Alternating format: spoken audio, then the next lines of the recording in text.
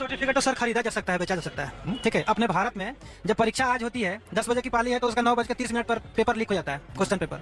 ठीक है यार की तो बातें छोड़। जी, तो ये देश में हर जगह है। यहाँ पे मतलब कि यहाँ की जो पुलिस है, चाहे यहाँ की जो एक आर्मी को अगर छोड़ दिया जाए तो हर जगह सर मतलब खरीद फरोख्त की दुनिया है। नरेंद्र मोदी के सामने 5 मिनट भी बैठ के फेस टू फेस टॉक करने का कितना भी इनके पास अगर नॉलेज हो केजरीवाल के पास, लेकिन 5 मिनट भी उनके सामने फेस टू फेस बात करने में टिक नहीं सकते हैं। क्या बात कर रहे हैं बाबू? ये गिरगिट के जैसे रंग बदलते हैं जब ये कैसे आपको पता? ये कैसे पता कि 5 मिनट में कौन किसको बहस हो? तब तो ये हो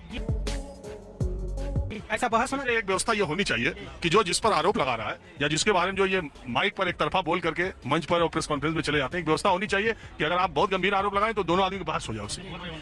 एकदम मैं न्यूज़ 24 पे ये होनी चाहिए। एकदम सर मैं चैलेंज कर रहा हूँ कि अगर face to face Narendra Modi और केजरीवाल की मुलाकात भी होती है तो एक बंद कमरे में होती है। ठीक है, पब्लिक के सामने उनको जो भी सवाल करना चाहिए नरेंद्र मोदी से उसका वो जवाब देंगे और 5 मिनट भी उनके सवालों का जवाब केजरीवाल नहीं दे सकते हैं। क्या बोले मैं समझा नहीं। पब्लिक के सामने उनको जो भी सवाल करना चाहिए नरेंद्र मोदी से उसका वो जवाब देंगे और 5 मिनट भी उनके सवालों का जवाब केजरीवाल नहीं दे सकते हैं। ये गड़बड़ है बाबा, क्योंकि उनके पास इतना एक्सपीरियंस है ना। ऐसे ही नरेंद्र मोदी का दुनिया दीवाना नहीं है।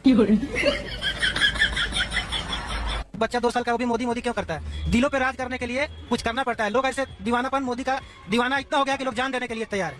वो बिहार में क्या हाल है? बिहार में भी सर ये कितनी खुशी की बात है। उसके कारण देखिए, मोदी के जीतने के कारण अलग है। वो हिंदू मुसलमान करके, भारत पाकिस्तान करके नहीं, डिसिप्लिन तो वो हिंदू मुसलमान वाली डिसिप्लिन हो सकती है, लेकिन ये कारण जो है उनका कोई जो गुजरात मॉडल बोल के आए, विकास का मॉडल बोल के आए, वो तो कहीं नहीं दिख रहा ना। ये क्या बात करते हैं यार? गैस के दाम बढ़ गए, बेरोजगारी बढ़ रही, अभी कंपनियां जो है, आप ही की बात हो रही थी कि भाई मजदूरी नहीं बढ़ा रही। इस सज्जन को क्या तकलीफ है भाई? काम जो है टारगेट बढ़ता जा रहा, काम रोज जनवरी 2 मेरा दिमाग खराब मत कर, दिमाग खराब हो रहा है। रूबिका जी, हाई मॉरल ग्राउंड की बात कौन कर रहा है? ये आयरॉनिकल है। कुछ चला रही हूँ, देखिएगा। जुम करो। हेमंत शर्मा जी करप्ट थे या नहीं थे? चलो भैया, सवाल है, हेमंत विश्वा शर्मा जी करप्ट थे या नहीं थे? अमित शाह जी कहते हैं चलो भैया, ऐसे सवाल नहीं पूछने चाहिए। अरे देवा, आयरॉनिकल है ये कि अमित शाह जी, जिनका खुद इतिहास दागदार रहा है, तड़ी पार किया गया इसलिए ताकि गवाहों को किसी तरीके से इन्फ्लुएंस ना किया जा सके, वो व्यक्ति आज हाई मॉरल ग्राउंड लेकर के नैतिकता की बातें कर रहे हैं। आयरॉनिकल है। क्या तकलीफ है इनको? इनके कैबिनेट, अजय आलोक जी के जो यूनियन कैबिनेट मिनिस्टर्स हैं, 72 में से 28 दागदार हैं। तो और उन पे ऐसे छोटे छोटे आरोप नहीं, 19 पे सीरियस क्राइम्स के, ऑफेंस के अक्यूजेशंस हैं। महिलाओं के ऊपर हिंसा या किसी तरीके की हत्या, इस तरह के आरोप हैं। ये तो सबसे पहले कैबिनेट को, जितने मंत्री ऐसे 28 दागी हैं, सबको निकाले। क्या बात कर रहे हो आप?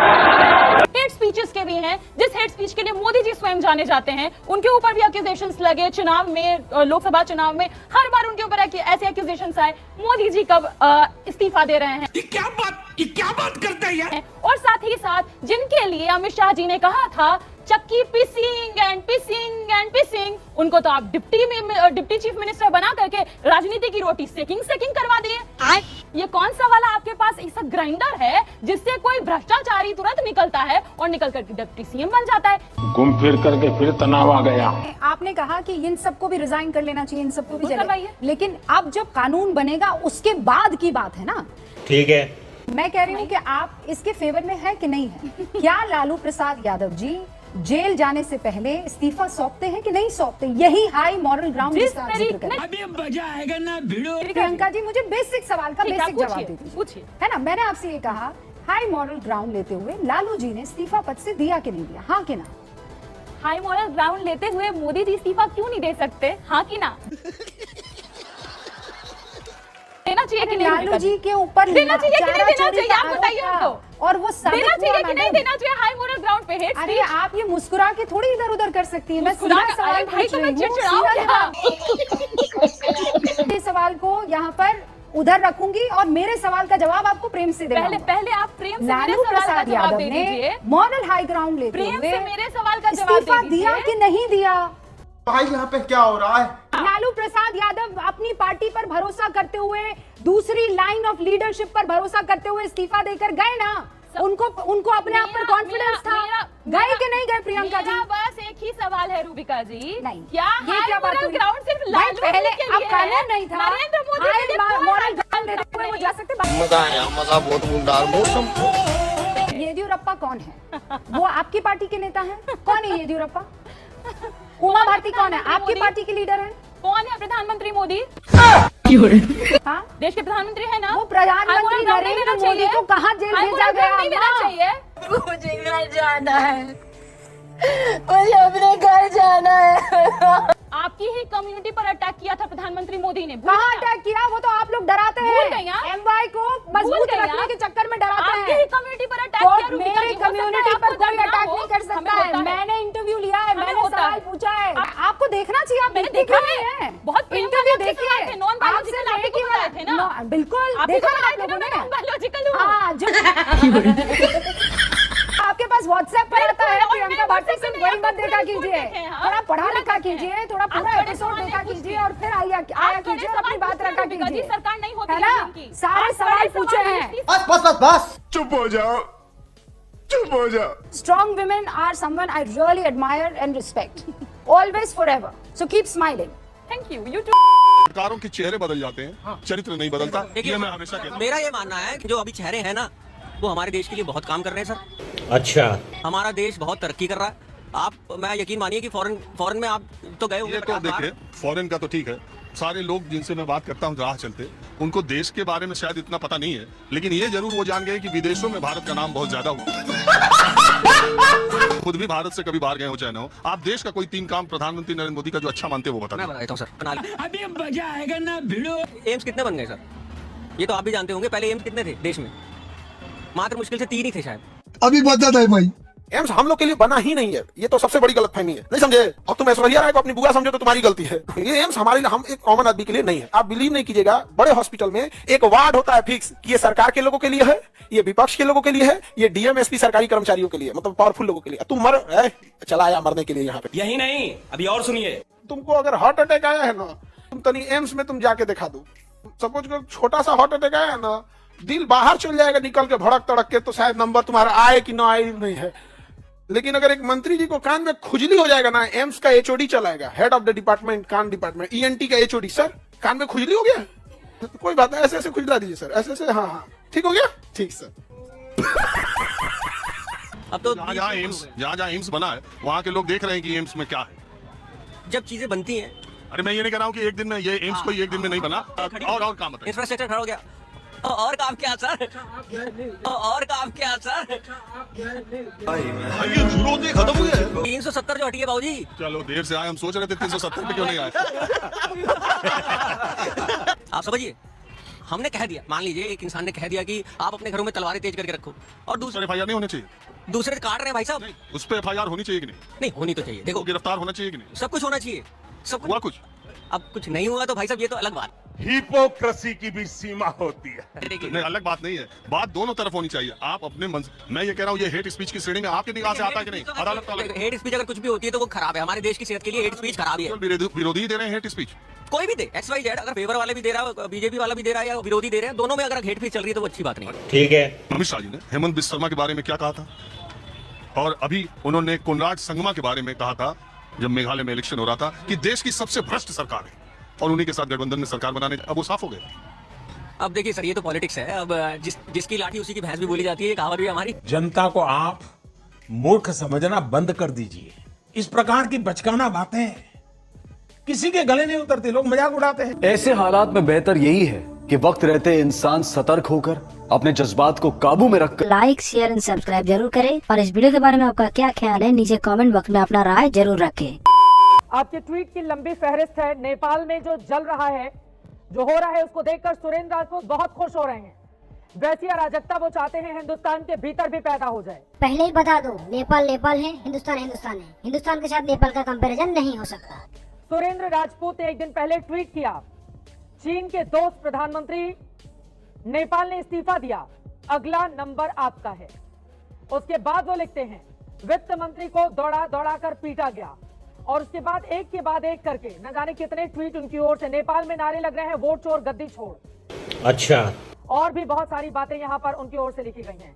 सुरेंद्र राजपूत जी, जिसको भारत से, इस देश से प्यार होगा, क्या ऐसा कोई भी नागरिक आपके जैसा ट्वीट करेगा देश को लेकर? सुरेंद्र राजपूत जी, नेपाल 20 साल पीछे जा चुका है। नेपाल में सत्ता पक्ष के लोगों को अगर गद्दी छोड़ना पड़ा है तो विपक्ष के तमाम चेहरों के घरों को भी जला दिया गया है। एक पूर्व प्रधानमंत्री, उनकी पत्नी को जिंदा जला दिया है अराजकतावादियों ने। और आप उससे तुलना करें हिंदुस्तान के सुरेंद्र राजपूत जी, अब ये दिन आ गए हैं आप लोगों के। बिल्कुल, ये अर्जुन सिंह है, भारतीय जनता पार्टी के प्रवक्ता हैं। अगर आप इनके ट्वीट को सुन लीजिए एक बार, और आईएनएस को दिया है चित्रा जी, ये स्पष्ट रूप से कह रहे हैं बंगाल, पश्चिम बंगाल यानी हिंदुस्तान में नेपाल जैसी अराजकता होगी तो मैं उसका साथ दूंगा। ये भारतीय जनता पार्टी के एमपी हैं। अगर आपको नहीं ठिकाना बोहर है तो आप मेरे इसी ट्वीट को भी एक बार जरा देख लीजिए।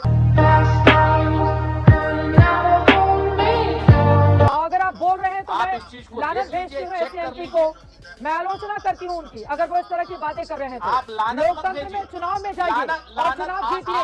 सुरेंद्र राजपूत जी जब मिलेंगे ये नेताजी सांसद जी, मैं उनकी क्लास लगा दूंगी। सुरेंद्र राजपूत जी पहले आपकी बात हो जाए, पहले आपकी बात हो जाए, पहले आपकी बात हो जाए सुरेंद्र राजपूत जी, पहले आपकी बात हो जाए। सुन लीजिए ना। हाँ, मेरा भी आप देख लीजिए। आइए हम आपको भी दिखाते हैं। हाँ, दिखाना क्या है? हमने तो कोई भी एक ट्वीट गलत नहीं किया ना, हमने पढ़ के मैंने सुना दिया जो आपने लिखा है। मैंने कुछ भी एक शब्द गलत नहीं लिखा, एक शब्द भी। और मैंने कहा जो चीन का यार है वो देश का गद्दार है। अब देखिएगा कि न्यूज एंकर और प्रवक्ताओं में किस तरह का लड़ाई होता है। और मैं फिर से दोहराता हूँ आपके चैनल पर, जो चीन का यार है वो देश का गद्दार। सुरेंद्र राजपूत ने लिखा, चीन के दोस्त प्रधानमंत्री नेपाल ने इस्तीफा दे दिया, अगला नंबर आपका है। उसके बाद आप लिखते हैं वित्त मंत्री को दौड़ा दौड़ा कर पीटा गया। क्या बताना चाहते हैं सुरेंद्र राजपूत, क्या बताना चाहते हैं? देश के भीतर अराजकता पैदा करना चाहते हैं आप? देश के भीतर अराजकता पैदा करना चाहते हैं? बिल्कुल कह रहे हैं, बिल्कुल बोल रहे हैं। शर्म नहीं आ रही है सुरेंद्र राजपूत जी आपको? बिल्कुल लिखा। अरे मैंने शर्म आनी चाहिए तुम्हें चित्रा त्रिपाठी। एक सेकंड, ये तू तड़क की भाषा कहीं और बोलिएगा, ये तू तड़क की भाषा कहीं और बोलिएगा, ये तू तड़क की भाषा कहीं और बोलिएगा, ये तू तड़क की भाषा कहीं और बोलिएगा। ठीक है, एक्सपोज हो रहे हैं, एक्सपोज हो रहे हैं,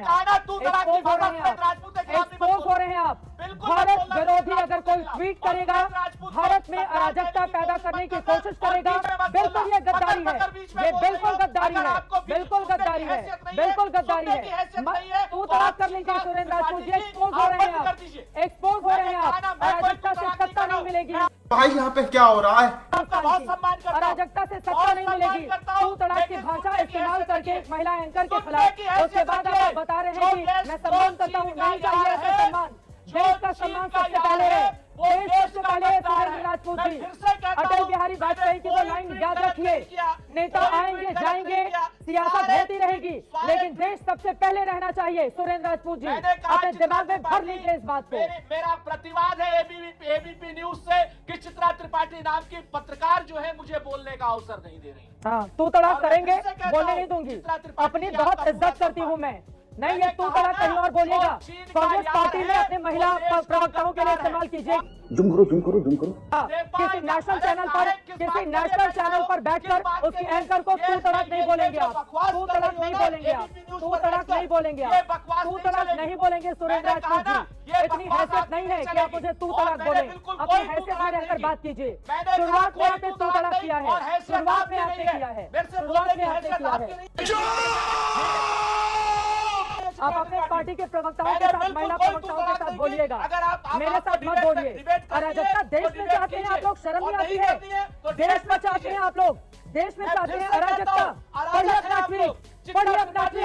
संसद जले, सुप्रीम कोर्ट जले, संसद जले, सुप्रीम कोर्ट जले, मैं देश के साथ हूँ, मैं देश के साथ हूँ, मैं देश के साथ हूँ, मैं राष्ट्र के साथ हूँ। अपना ट्वीट पढ़िए, पता चल जाएगा किस थाने में खड़े हैं आप। विरोधियों के साथ है, बहुत सही, चीन के यारों के बहुत सही सुरेंद्र राजपूत, सही जा रहे हैं आप, बहुत सही। आप नरेंद्र मोदी के साथ में, नरेंद्र मोदी के साथ पूरा देश है, वो चुने हुए प्रधानमंत्री हैं। नरेंद्र मोदी के साथ देश है, तभी तो वो प्रधानमंत्री हैं, तभी वो प्रधानमंत्री हैं, तभी वो प्रधानमंत्री हैं। आपके भी प्रधानमंत्री हैं सुरेंद्र राजपूत जी, आपके भी प्रधानमंत्री हैं। और अगर उनके बराबर खड़ा होना है तो जरा जाकर चुनाव लड़ लीजिए। चुप हो जाओ, चुप हो जाओ। चलो चलिए सुरेंद्र राजपूत जी, आपसे भद्दी भाषा का इस्तेमाल किया जा सकता है इस मंच से। आज की डेट में सब कुछ बोलने को अरे आप देश विरोधी गद्दारों की तरह जो काम करेगा मैं उसको एक्सपोज करूंगी।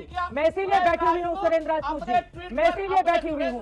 मुझे गर्व है कि मैं देश के साथ हूँ, मुझे गर्व है कि मैं देश के साथ हूँ, मुझे गर्व है कि मैं देश के साथ हूँ। राजपूत ने एक गलत ट्वीट नहीं किया। जाइए चुनाव में पता चल जाएगा, देश के साथ चुनाव में जाइए, जनता बताएगी कि किसके साथ वो खड़ी हुई है। नेपाल में क्या हुआ आपको पता नहीं है सुरेंद्र राजपूत जी? नेपाल में क्या हुआ आपको पता नहीं है? नेपाल में क्या हुआ आपको पता नहीं है? नेपाल में क्या हुआ आपको पता नहीं है? जो हमको नहीं पता है, दर्शकों को बताइए क्या हुआ है वहाँ पर, मुझे क्या हुआ है, क्या हुआ है? आपकी हिम्मत कैसी हुई नेपाल से भारत की तुलना करने की? आपकी हिम्मत कैसे हुई नेपाल से भारत की तुलना करने की? शर्म आनी चाहिए, शर्म आनी चाहिए। पढ़िए आपका ट्वीट, 4 बार पढ़ चुकी हूँ, 4 बार पढ़ चुकी हूँ मैं, 4 बार पढ़ चुकी हूँ। आपको चुल्लू भर पानी में, ठीक है, बहुत सही, चुल्लू भर पानी, बहुत सही। जो नेपाल में हुआ, एंकर को डुबा के आपको चुनाव में जीत मिल जाएगी, बहुत सही। पूरा देश देख रहा है, कन्याकुमारी से कश्मीर तक पूरा देश देख रहा है, और जिस यूपी से आते हैं वो यूपी भी देख रहा है। सुरेंद्र राजपूत जी, 1.5 साल के बाद होंगे चुनाव। सुरेंद्र राजपूत जी आपको देख लेंगे कितने पानी में आप हैं जनता के बीच में। ठीक है सर, ठीक है सर, ठीक है, बहुत सही। आपके मरने की कामना करेंगे तो मेरा जीवन और बड़ा होगा। भारत में करवाया था जब कांग्रेस की सरकार थी, जब कांग्रेस की सरकार थी, आप सुरेंद्र राजपूत ने नेपाल से हिंदुस्तान की तुलना की। सुरेंद्र राजपूत ने वहां पर तंज कसते हुए लिखा कि वित्त मंत्री को दौड़ा दौड़ा कर मारा गया है। सुरेंद्र राजपूत ने चीन का जिक्र करते हुए नेपाल के पीएम का जिक्र किया, और उसके बाद तंज कसते हुए उन्होंने देश की बात कही। आप उनका ट्वीट पढ़िए, मैं देश के साथ हूँ सुरेंद्र राजपूत जी, आप जैसे नेताओं के साथ करते ही नहीं हूँ, और ये बहुत गलत बात है, ये बहुत गलत बात है, ये बहुत गलत बात है। रिश्तेदार लगे ना लगे, लेकिन नेपाल में जो हो रहा है ना, भारत में वैसा कभी नहीं होगा, वैसा कभी नहीं होगा। आपके रिश्तेदार होंगे, आपके रिश्तेदार होंगे, आपके रिश्तेदार होंगे सुरेंद्र राजपूत जी। और आजकल कांग्रेस पार्टी के प्रवक्ता फिर तो तलाक पे आ गया ये आदमी। सुरेंद्र राजपूत जी, सुरेंद्र राजपूत जी, सुरेंद्र राजपूत जी, आपसे ज्यादा बदतमीजी से बात कर सकती हूँ मैं, लेकिन मेरी लक्ष्मण रेखा है, इसीलिए एकदम जुबान संभाल के बात कीजिए। एक नेशनल चैनल की महिला एंकर से बात कर रहे हैं आप, एक नेशनल चैनल की महिला एंकर से बात कर रहे हैं आप सुरेंद्र राजपूत जी। दर्शक जाए और इस आदमी का सोशल मीडिया कमा ले, दर्शक जाए इस आदमी का सोशल मीडिया कमा ले। हेलो मिस्टर राजपूत, एकदम तमीज से, एकदम तमीज से, एकदम तमीज से, एकदम तमीज से, एकदम तमीज से। नेपाल से इतना प्यारे जाकर आइए नेपाल में, एकदम तमीज से। जिस नेपाल का संसद भवन खोल दिया गया, जिस नेपाल का 1 सेकंड का ऑडियो डाउन कीजिए। अरे बड़े खतरनाक लोग हैं। जो आपने अभी अभी देखा, इसके बारे में आप क्या कहना चाहते हो? नीचे कमेंट में जाके बताओ। और नेपाल में जो आंदोलन चल रहा था करप्शन के खिलाफ, ये बहुत ही अच्छा था, लेकिन जो आगजनी, तोड़फोड़ और हिंसा, इसका कतई हम समर्थन नहीं करते हैं। ये बहुत ही निंदनीय है, ये बहुत ही गलत है। और कुछ लोग बंगाल में ऐसा करने के बारे में बोल रहा है, कुछ लोग देश में ऐसा करने के बारे में बोल रहा है। जो ऐसा बात बोल रहा है, उससे बड़ा बेवकूफ, उससे बड़ा निहायत ही बेवकूफ इस दुनिया में नहीं है। भारत के साथ नेपाल की तुलना कतई नहीं हो सकता। भारत के साथ नेपाल का तुलना कौन लोग कर रहा है? ये बेवकूफ नहीं तो और क्या है? जो बंगाल के बारे में ऐसा कह रहा है, वो बेवकूफ नहीं तो क्या है? बंगाल भारत का एक अभिन्न अंग है, बंगाल इंडिया का एक राज्य है, और उस राज्य के बारे में ऐसा कहना क्या बेवकूफी नहीं है? आप कमेंट में बताओ। बाकी अक्सर न्यूज चैनल में ऐसे तू मैं होता रहता है, तो इसको जस्ट एंटरटेनमेंट के लिए देखिए। नहीं, सोचिए मत। हमारे यहाँ ऐसा ही होता है। अगर आपको वीडियो पसंद आता है तो लाइक, शेयर, सब्सक्राइब कीजिए। और इस वीडियो के बारे में आपका क्या ख्याल है नीचे कमेंट बॉक्स में अपना राय जरूर रखें।